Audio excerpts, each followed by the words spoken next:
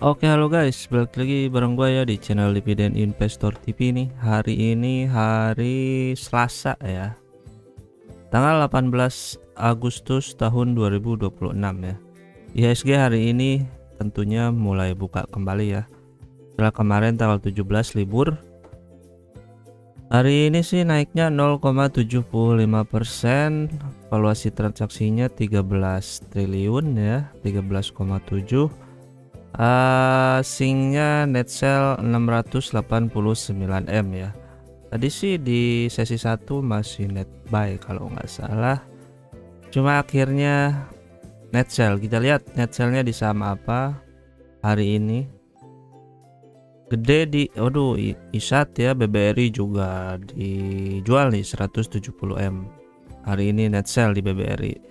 DSSA, TPIA, ASII, TLKM yang lainnya kecil lah ya, puluhan M doang. Terus net buy-nya ada di Antam, BBCA, net buy-nya cukup kecil ya, nggak nyampe ratusan M. Terus hari ini banyak nih yang top gainer ya. Terus kita lihat yang lagi trending stock di Stockbit. Kita lihat ada cuan naik tipis. Inet ARA nih 24,79%, lagi naik terus dia ya. Kita lihat dulu grafiknya. Oh, hari ini nih, hari ini dia ngegas ya si Inet. Terus mana tadi? DOOH naik 10,8% ya. Saham apa itu? Gua nggak pernah lihat. DSSA koreksi. WiFi naik 9,5% nih. Pada naik juga. ARA ya. KIJA, BRMS, IJA, BRMS. IJA sama apa ya? Nggak tahu juga gua. Terus ada sama apa lagi? TB ya, si TB ya, seperti yang kita bilang kemarin. TB ini kalau kita tahu polanya ini bisa apa ya? Ya buat ditradingkan lah, di tektokan gitu ya. Terus kota, tapi jangan pegang lama-lama nih si TB, takutnya kalian dikocok harganya. Banyak yang naik ya hijau sekarang hari ini. Ada Bayan, JAR, sama Sipek. Terus BMRI sih koreksi, Dewa koreksi gitu deh. Nah, hari ini gua pengen bahas aspirasi hidup Indonesia alias si ACES ya. Dulunya ASKO nih, sekarang kan udah dulunya ASKO. Dulunya S Hardware ya, sekarang jadinya ASKO ya, brand dia. Nama tokonya jadi ASKO juga. Dulu kan S Hardware. S Hardware sekarang udah diboyong lagi sama si MAPI ya. Nah, jadi saingannya si ASKO nih nantinya. Cuman apakah itu akan sangat berpengaruh? Ya, dalam waktu dekat sih belum berasa ya, karena as hardware-nya baru dibawa nih tahun ini sama si MAPI ya. Kita lihat aja nanti lah ya pertarungan si retail ini. Kita bahas aja dulu ya, apakah si S Hardware si aspirasi hidup ini, si ACES ini apakah menarik untuk dijadikan sebagai dividen investing ya. Kalau gua lihat sih dividen yieldnya ya untuk tahun ini bisa tembus 10,5% ya di harga sekarang ya. Tapi kalau kinerjanya stabil ya di kuartal 3 dan kuartal 4-nya gitu. Nah, kita bahas aja lah ya. Sebentar, mana dia? Untuk free float-nya aman 39%, transaksi harian juga aman 23 M hari ini. Jadi kalau duit lu udah MM-an aman, bisa keluar masuk dengan cepat ya. Terus harga saham hari ini 354, berarti market cap-nya 6 triliun ya kurang lebih. Ekuitas dia turun dari 6,7 ke 6,4 triliun ya. Harga bukunya sih 377 ya. Sekarang dia PBP-nya 0,9 kali ya. Si ACES ini sekarang lagi turun terus ya harganya, kita lihat nih grafiknya. Sedang turun gunung ya. Sempat ke tertingginya 1700 sampai 1800-an ya. Nih, terus sekarang turun lagi. Ini pas Covid mana nih? Sini masih bagus ya Covid di sini nih. Turun. Nah, masih di sini Covid. Naik lagi sekarang ya kinerjanya menurun terus ya, sampai sekarang akhirnya ada di harga 354. Apakah bisa balik lagi harganya? Balik naik minimal ke 800-an atau ke berapa? Kita lihat aja lah ya kinerja dia, semoga bagus lah. Ini belum ganti nih logonya. Mana tadi? Nah, PBB dia 0,9 kali ya. Terus liabilitasnya 2,3 triliun. Secara rasio DER-nya sih kecil ya, cuma 36% ya. Jadi secara utang aman. Total aset dia ada 8,8 triliun dan PS sekarang juga 7,7 kali ya. Terus laba ditahannya ada 5,3 triliun ya, banyak laba ditahannya. Jadi menurut gua sih harusnya, meskipun kinerjanya nantinya akan gitu-gitu aja, harusnya dia bisa bagi dividen secara rutin ya, buat nyenengin investornya gitu, atau biar bantalan, biar harganya nggak turun lagi gitu. Kalau minimal dividennya 10% aja sekarang kan, kalau turun terus sampai 400 ya mau berapa persen dividen yieldnya gitu kan, makin gede. Jadi dengan dividen yield gede ya harganya juga otomatis bisa ketahan gitu.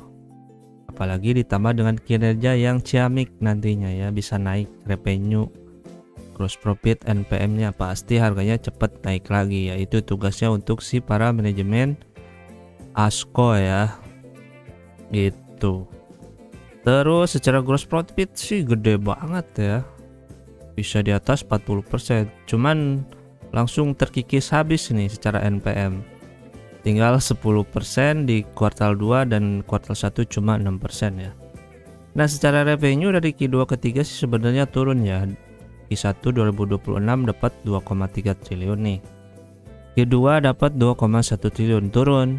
Gross profit juga turun lah. Kok bisa net profitnya malah naik ya? Tadinya 164 sekarang jadi 227 miliar ya.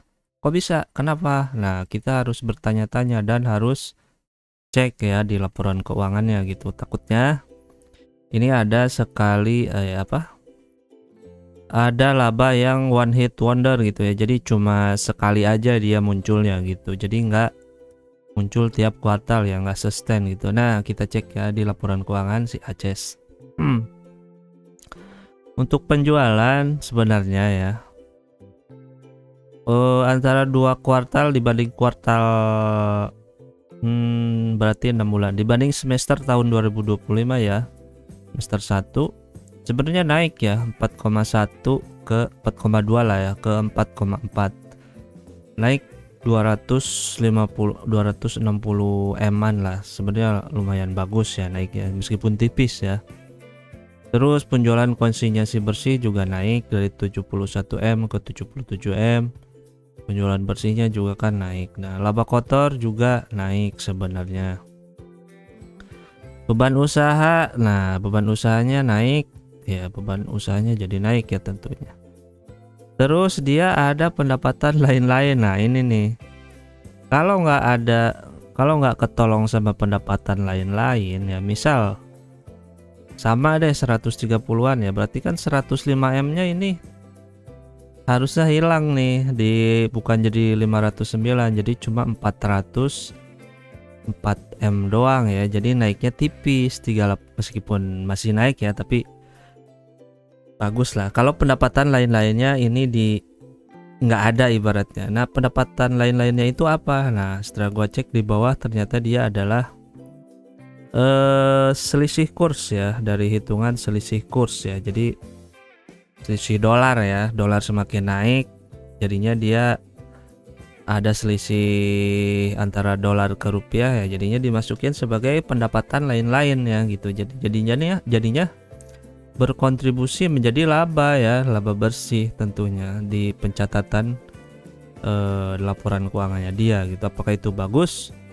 Ya kalau sekali dua kali oke lah ya. dimaafkan karena kalau misal ini sama aja 130-an pendapatan lain-lainnya gitu. Jadi ya masih naik gitu. Atau kalau enggak kita cek lagi pendapatan lain-lain atau selisih kursnya berapa ya, kita cek di bawah sebentar. Nah, coba kita cari ya selisih kursnya jumlahnya berapa nih. Ini kan 235 ya. Pendapatan lain-lainnya ini selisih kursnya kita lihat di bawah ya. Pendapatan dia. Nah, selisih kurs bersih ya di 2026 kuartal 2 ini dia berkontribusi sebanyak 138 M tuh gitu ya. Jadi tadi kalau itu kan 230-an ya, berarti sebenarnya kalau nggak ada selisih kurs ini tambahan pendapatan lain-lainnya cuman 100 M-an gitu ya. Jadi 138 ini kalau dicoret ya sisanya tinggal berapa nih, 138 terus NPM dia 200. Kalkulator coba, kalkulator NPM dia kan ini ya 164 ditambah 227 ya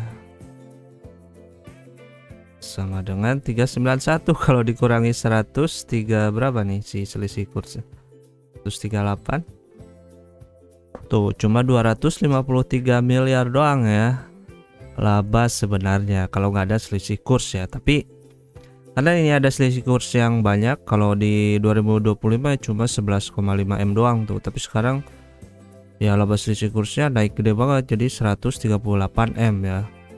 Ini pendapatan komisi pembelian oke lah ya, dari 22 ke 28 naik. Terus ini sama pendapatan sewa kurang lebih. Sponsor turun, kartu member turun separoh ya, pendapatan servis naik sedikit. Terus pemulihan nilai lain-lain lah pokoknya gitu.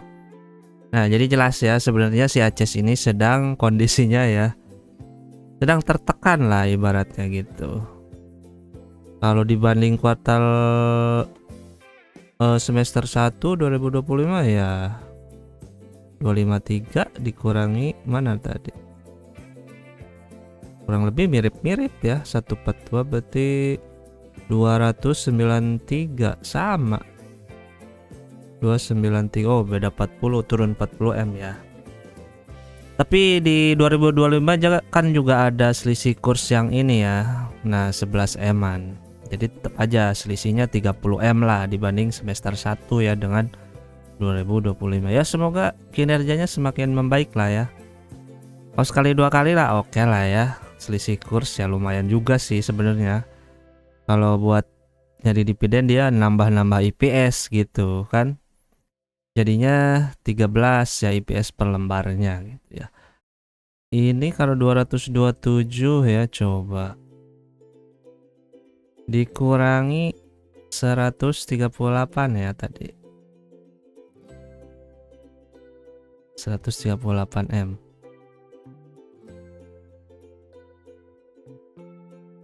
Sisanya 89 M tuh, turun sih sebenarnya. IPS-nya cuma 5, tapi karena ada selisih kurs itu jadinya jadi gede ya. Oke. Paham ya? Nah, karena ini kan ada keanehan gitu, karena dia pendapatannya turun ya, revenue-nya, tapi NPM-nya malah naik gitu. Nah, alasannya karena ini. Nah, ininya meledak nih jadi 138 M ya. Oke, clear ya. Oke. Lanjut, secara anualis berarti IPS-nya kurang lebih ada di angka 45 perak ya untuk kuartal untuk tahun 2026. Semoga aja Q3 Q4-nya stabil lah biar 45 ini tercapai gitu ya. Terus bagi dividennya dia adalah setahun sekali bulan Juni ya. Masih lama. Sekarang baru Agustus, nanti Juni tahun depan ya. Kalau tertarik, nah mendapat dividen di harga sekarang 10,5% ya. Payout ratio dia kemarin sih 82% nih tahun 2025. Kita samain aja ya, ikutin yang itu. Berarti dividen per lembarnya 37 perak, sementara sekarang harganya cuma 354 ya. Ya jadinya 10,5%. Harga terbaik untuk entry ya sebenarnya sekarang ada di harga diskon ya. Di sini sih minimal 375 ya. Ini karena sekarang masih di bawah 375, jadi harusnya aman ya untuk entry, meskipun ya kinerjanya ini patut diuji lagi ya. Semoga kedepannya lebih gacor lah jualannya gitu ya.